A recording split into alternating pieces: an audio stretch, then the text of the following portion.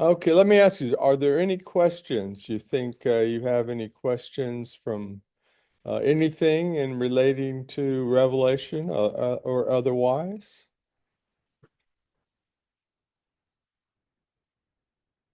Yeah, go ahead. Roma, heavily Muslims. Yeah, Russia's at least. And then I said, if it isn't just Russia, pretty much the whole world, in the way that the powers are being, For this battle that we're gonna continue talking about, it's actually just Russia and five countries. At Armageddon, that's why I drew this on here. So the next thing for the church is the rapture, and when that goes up, we have the red horse. I call it World War III. We're going to get into why that is, and then, but this is Russia and five nations. Armageddon is at the end of the 7 years, and it's all nations of the world. So this is really maybe World War III is not a good name for it, but only to the extent that that seems like what the world is. In other words, I see in the news when it was a hot war over in the Middle East only a few weeks back, the world would say, "Is this the beginning of World War III?" The papers and the news and all that. So the world calls it that. Since there was World War I, World War II, obviously the next. But you got to realize that World War I and II was not really a world war. That was a European-centric term because the whole world was not at war. There was just certain limited countries because it was in Europe, and all were interested in is Europe. They would call it a world war. But if you want to say a real world war will be Armageddon because the scripture says that all the nations of the world are going to be involved. So the rabbis in Israel, many of them, the ones who believe the Bible and prophecy, they're not Christians, but from their Judaic standpoint, they believe that Ezekiel 38 and 39 that we're studying is the next big war. And therefore it makes sense to me logically that the tribulation 7 years in chapter 6 starts with the rapture and then World War III, as I call it. You could also just call it Ezekiel 38, 39 war. So we're going to continue on. We were studying last week Ezekiel 38, the beginning verses. And you might say, okay, why are we studying this? We're studying this because in Revelation, in chapter 6, the first four horsemen, there's the red horseman. And the red horseman aligns nicely with the Ezekiel 38 and 39 passage. So it's not too far-fetched since even the Jewish people in Israel, the scholars, many of them believe the next event is this Ezekiel 38. So when the church is raptured at point A of the 7 years, A, B, C, at that point, then there's no Christians left on earth. And that's when I believe the next big war will happen.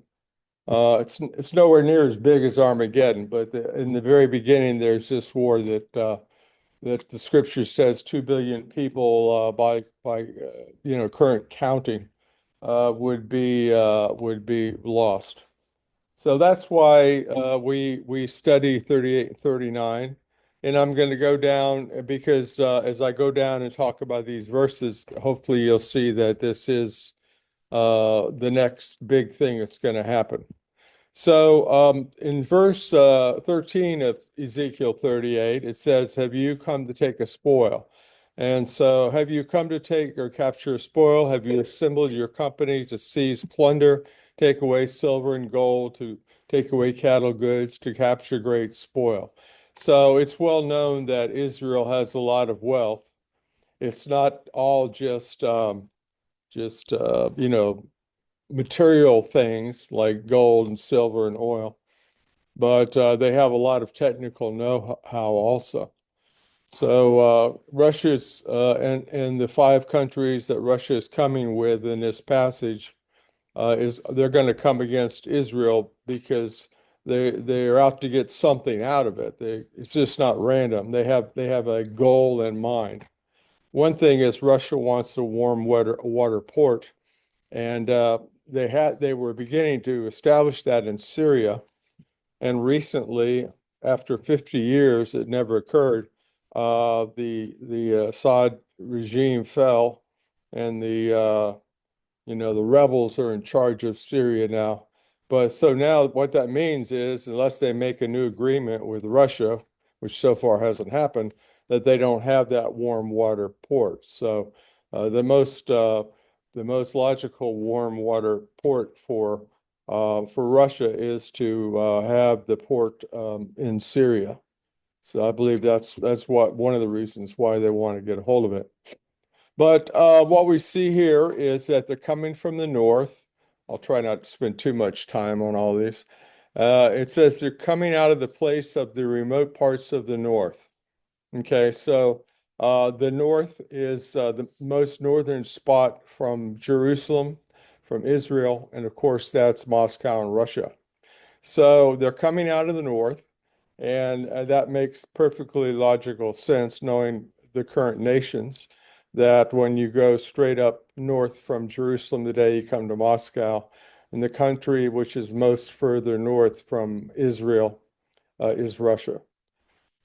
When they wrote this, God had to use a more what should we say? I want to say veiled description, whatever, a description which would have meaning back then, but also would have meaning in the future. Because the Russians at this time, 2,500 years ago, when this prophecy was written, didn't amount to anything. They're just tribes of wandering Cossacks and Scythians, I think they were called at that time. So, the idea that some nation north of Israel, like what we call the Russians today, those primitive peoples would come down against Israel was impossible. But he used terms that we would understand in the future, and we do understand. So it talks about them coming down with their mighty army. And then it says there's going to be a great shaking in Israel, verse 19 and 20. So the great shaking we're going to see further developed here as we go. Says there's going to be a great earthquake, and that there are two possibilities for a great shaking in our modern world. First is a natural disaster. I just saw something this morning that the Caribbean had a 7.5 earthquake, but I didn't get any details on it. So the Caribbean, I used to work in the Caribbean quite a bit, but so it's a big Caribbean. It goes all the way south, all the way down many, many islands. And of course, north, you have the Bahamas, I guess is the furthest north, furthest most north of the islands. So I'll have to look into that. But the whole idea is, those people, whichever epicenter it was, they experienced a great shaking. So we know what a great shaking is because they happen periodically right now.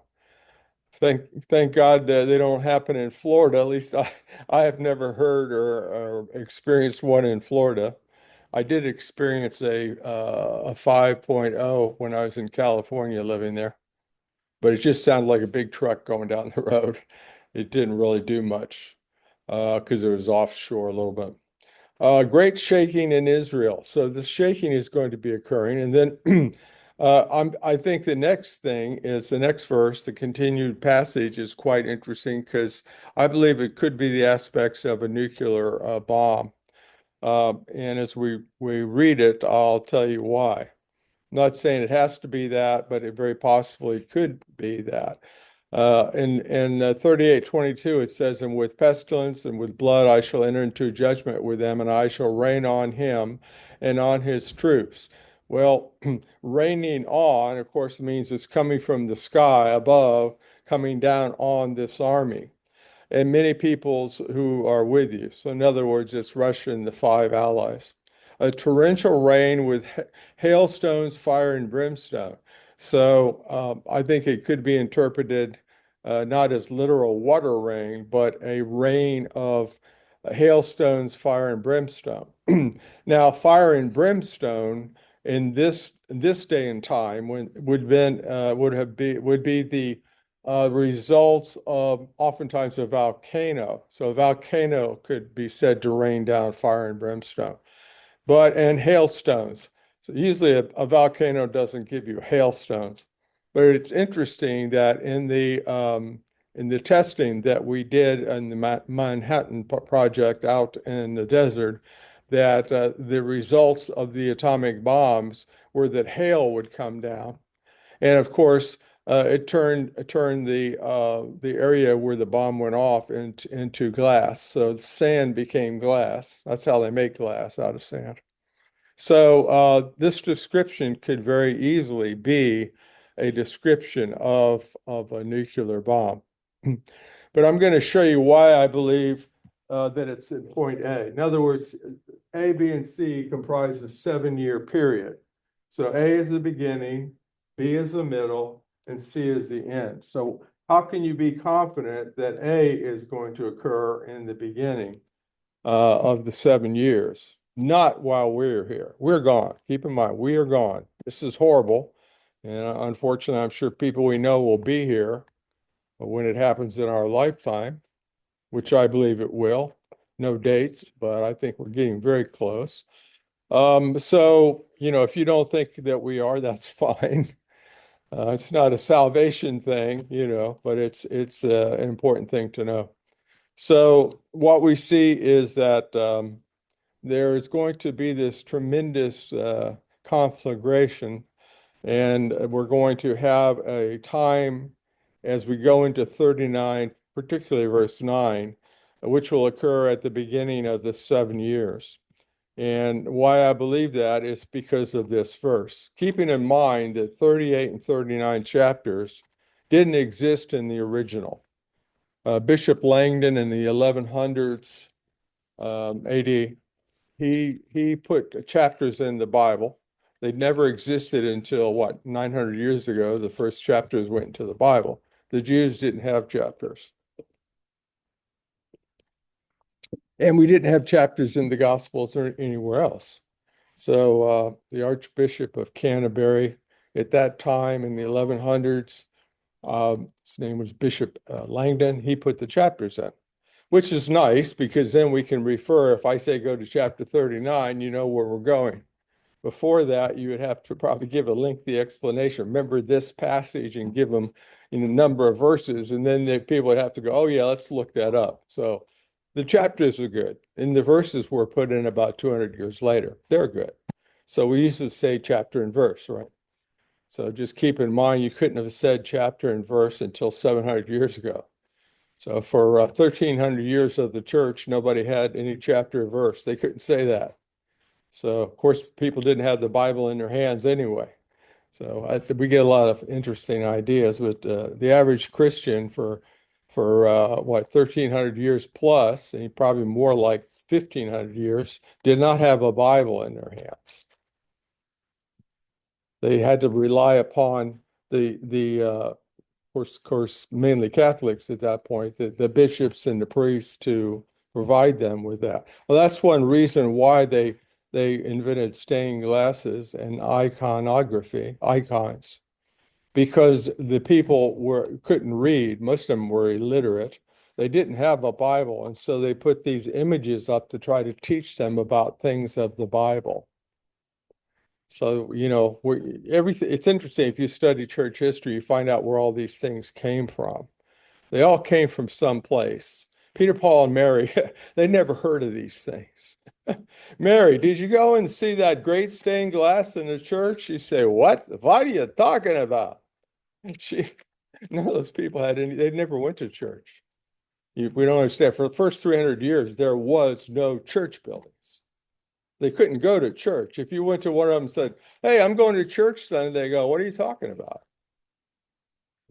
They only had meetings at people's homes for the first 300 years. It wasn't until Constantine, the Roman emperor, made Christianity a legitimate religion that they started he actually, his mother had a lot to do with it. So she She and he both together established basilicas and churches. So basilica was something that came from Roman architecture. First 300 years, nobody, if you said, did you see the lovely basilica? They go, what is a basilica? Never heard of that, you know. So we get all kinds of strange ideas here in the 21st century.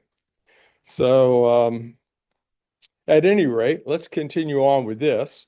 And so it says here that they're going to bury and burn whatever. They're going to maybe in modern parlance, it should be translated, they're going to dispose of and destroy the weapons. That's the way we'd say it today. So the interesting part, of course, that's interesting. After this great destruction and war, they're going to bury all the weapons. I don't know if they're going to bury them. They're going to get rid of them. It says that they're going to go out and get rid of them. So I know most weapons today are made out of iron, steel, and titanium, whatever.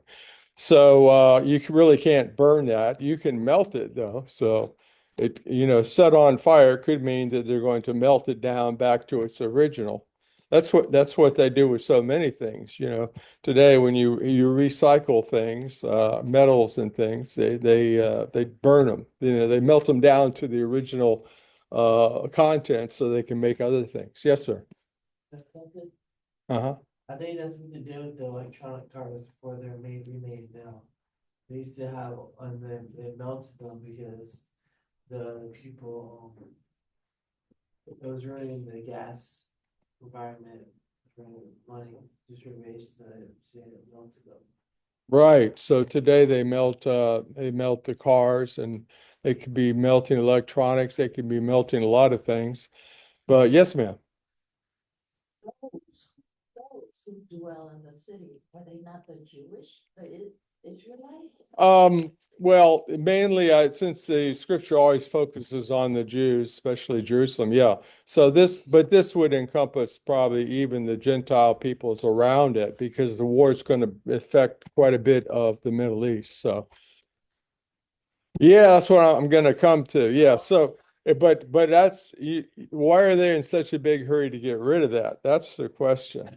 And that's another reason I'm going to present to you why I believe this is a nuclear situation. But we're going to get to it. Hopefully, I'm making some progress today.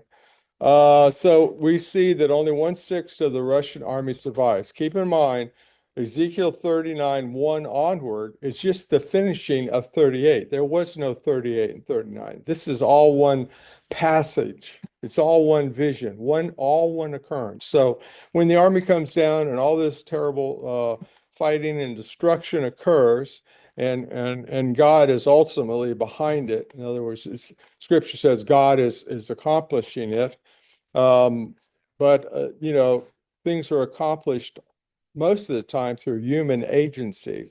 In other words, sometimes God just does something by himself, but he also can use human agents to accomplish things. So I mean he's not limited. God's sovereign. He's going to use whatever he wants to use. So although he could do and possibly is doing in this passage a, a finite judgment by a sovereign God against these unbelievers, it seems to me by the description we're going to read that there is a natural explanation or usage also. Personally, I believe he's using the natural weapons of the enemy and the Israelis to do these things. And hopefully I'll establish that and eat the chicken and throw away the bones, as the old preacher used to say. So it talks here about there's going to be in verse 11 a burial place for Gog, the land of Magog. That's referring to Russia and the territories around Russia. And he's going to bury them there. This gigantic army is going to be buried in the land of Israel in a particular area. And you have to understand that when it says he's going to bury Gog, that includes all with him. In other words, it's like when the Allies invaded Normandy on June 6, 1944.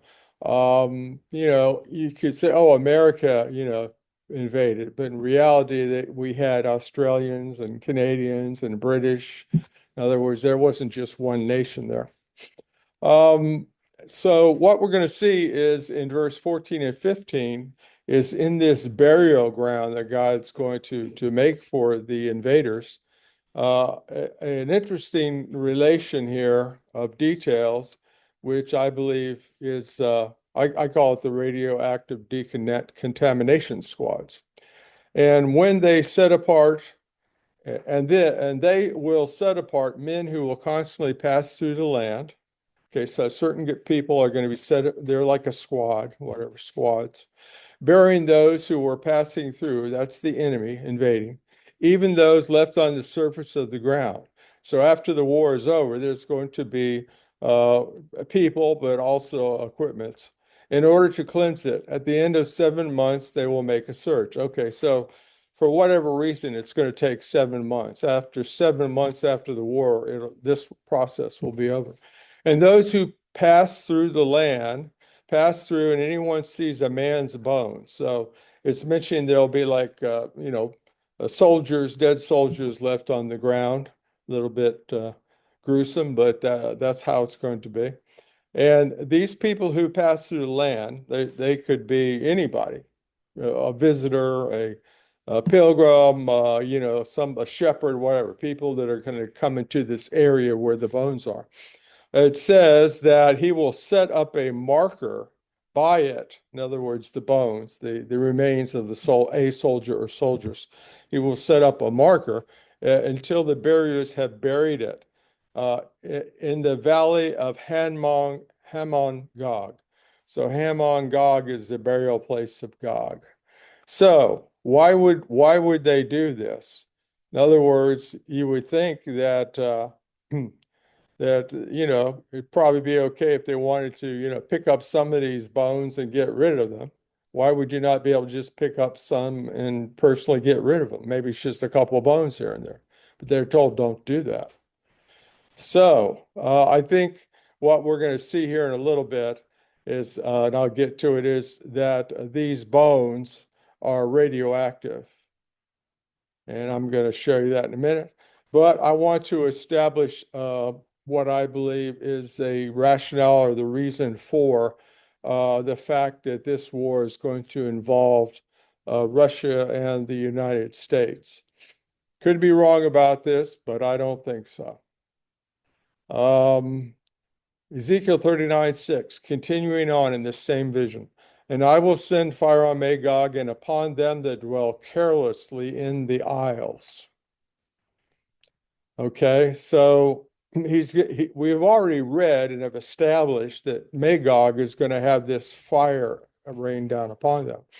But then he makes a reference here.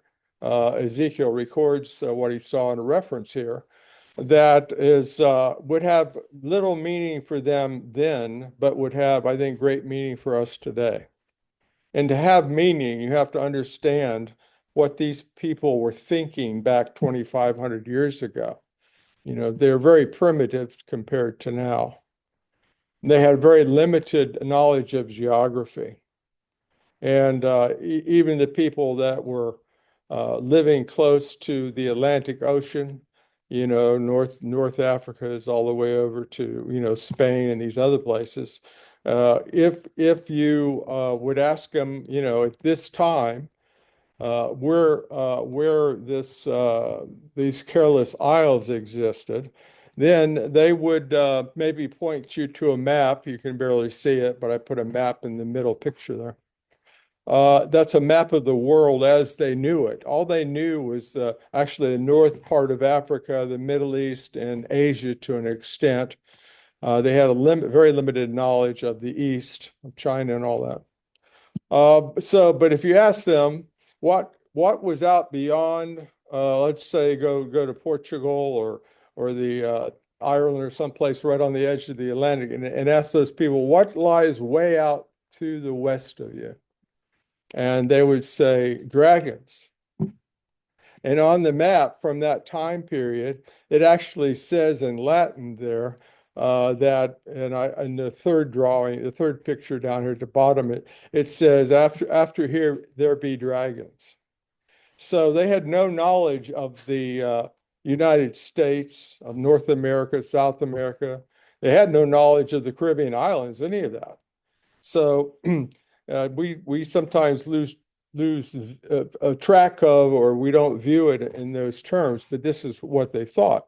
And it wasn't until a little guy from Italy, who I think I read was actually from Jewish parentage, a little guy from Italy went to the king and queen of Spain, Ferdinand and Isabella, and he got some money to back his little three boats and sail over there. He said, he said, I think there's something out there. We're going to find it.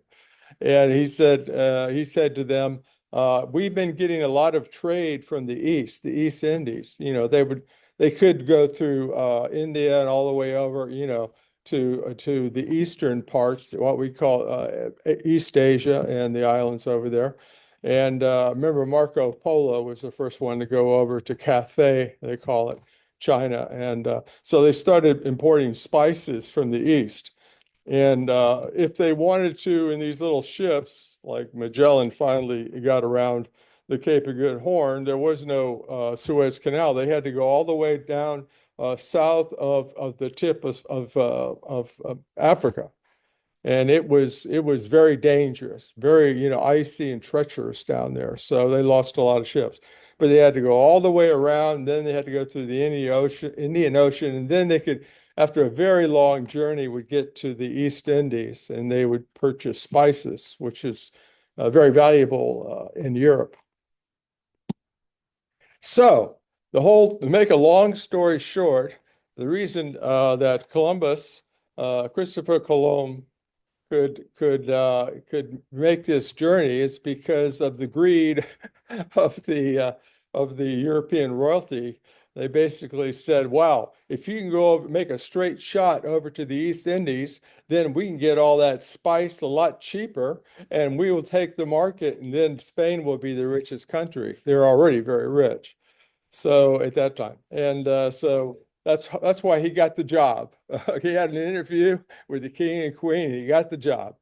And another thing people don't realize is that he believed there was a way over there because he read in the scripture that God hung the earth on the circle of the earth.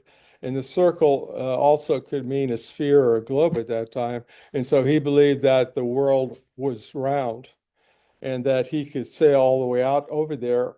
And if he got past the dragons, he wouldn't fall off the earth. Because they actually believed that the ships would go out there and fall off the earth. Remember, the earth was flat and it had an end, and they would go out there, they sink, right? And of course, most people that went way out there were killed by hurricanes, the ships were sunk and everything. So it made sense. They never came back. They must have fallen off the earth, right? That's so got to think like they do. So to make a long story short, he discovered an isle and he called it Hispaniola, which I think in the language means Little Spain. And so he didn't divide it into two countries. Today we call it Haiti and Dominican Republic, but in that time it's just Hispaniola. So he still didn't realize that he had discovered a continent. As far as I remember, he died not knowing he had discovered a continent. He thought he had just discovered some islands. And so the thing is that it makes sense that even as late as, you know, in the early 1500s, if you talk to people about what was out there, they would have said, no, you don't fall off. And if there's dragons, so far we haven't seen them, but you would come to the isles. There's islands out there.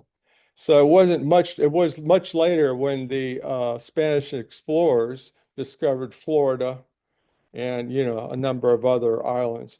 So, but that took a process of years and a couple decades. But the whole idea is this, that what they discovered when they voyaged across the Atlantic were isles. So I'm going to extrapolate that in context to put it this way, that I will, verse 39:6, I will send fire on Russia, and among those who dwell securely and with no cares in the islands that we now know are continents. Okay, so I don't think that does violence to the scripture. I think that's a very interesting and proper interpretation. So that means that, and it makes sense in the sphere of my entire lifetime that there are only two superpowers. So if Russia today would attack Israel, in fact, I was watching Prime Minister Netanyahu being interviewed yesterday, and of course, the president has reinitiated a lot of simpatico and treaties in backing up Israel, who's our best ally there. So basically, if anybody attacks Israel, guess who's coming to their rescue? United States. We're the only one that has enough power to do it. Hopefully Europe would be involved, NATO would be involved, but I don't know if I'd put any money on that. Yeah, so well, but you see even that new focus on Gaza, the Middle East is a big focus, and it has been, and it will be. But the thing is, the point I'm trying to make is that from the time I was young, I remember the Cuban Missile Crisis when I was in school, that there's only two superpowers, Russia and us. So if there's going to be a Mideast war and Russia attacks Israel, it's logical that the other superpower would be involved and try to stop them.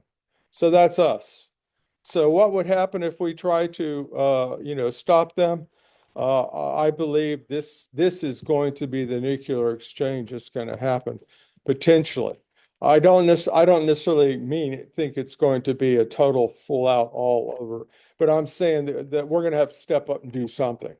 Most likely, I'd be very surprised if the United States didn't do anything. Let Russia just have Israel. I don't think that's going to happen. But that's in the natural. So you're interpreting this from the olden days, how they looked at it. Plus, you're looking at this and interpreting this from today's current events. So I think it's very possible that Ezekiel 39:6 is talking about some sort of war that's involving nuclear elements, at least in the Middle East. And to make a quick summation of it, and you can read further, but as it goes on down to 11 through 15 of Ezekiel 39, finishing up the passage. It will come to pass in that day that I will give Gog a burial place there in Israel for 7 months. The house of Israel will be burying them in order to cleanse the land. They will set apart men regularly employed with the help of a search party.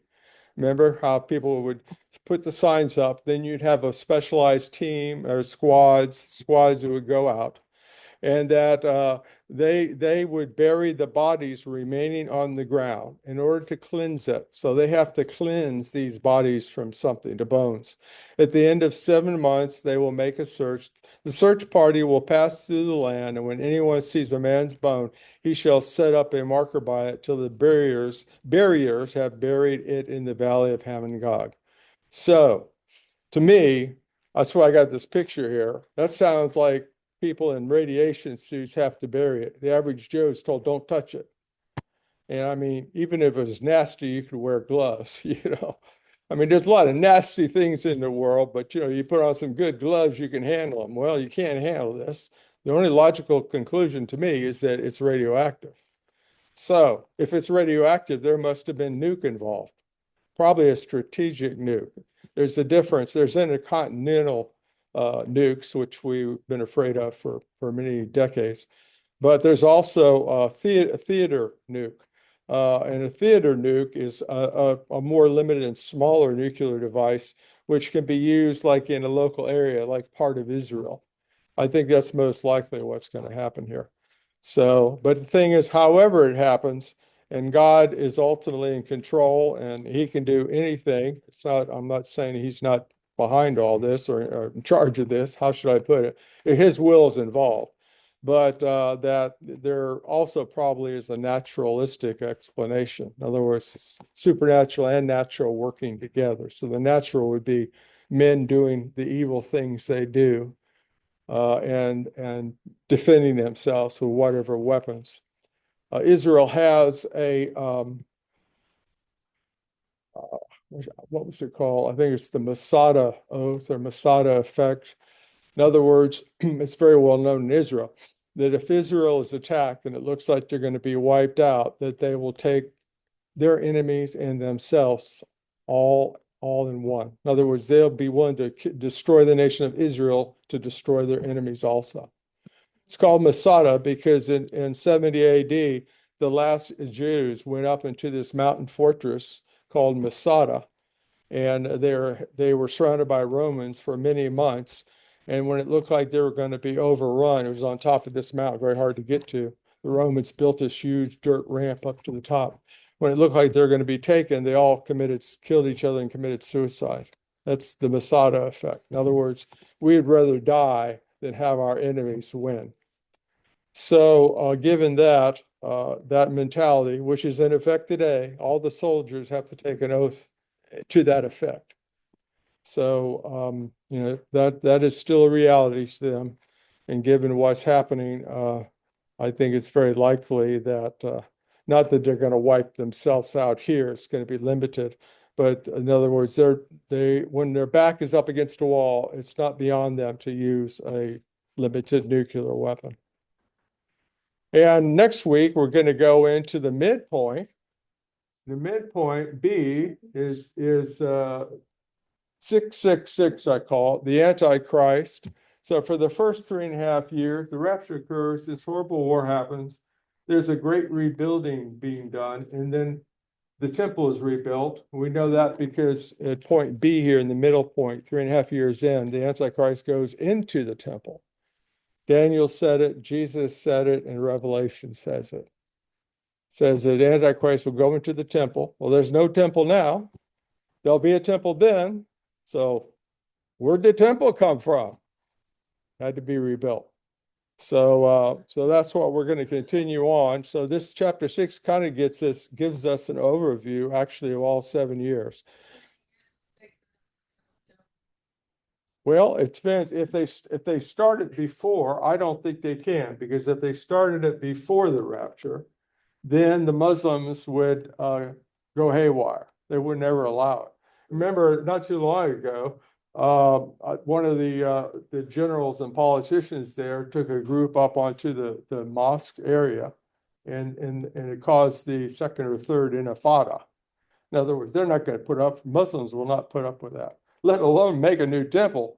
He would have to destroy that and make a new temple. No, that's why I believe it's only after the total destruction of World War III, total in the sense of a world kind of, Middle East disaster more than anything else, is that then a lot of things are going to be destroyed, but they're going to allow them to build the temple because satanic influence through the man of sin. Which brings to my mind, I believe it's close, blueprint that the, Jewish is already wanted to create that.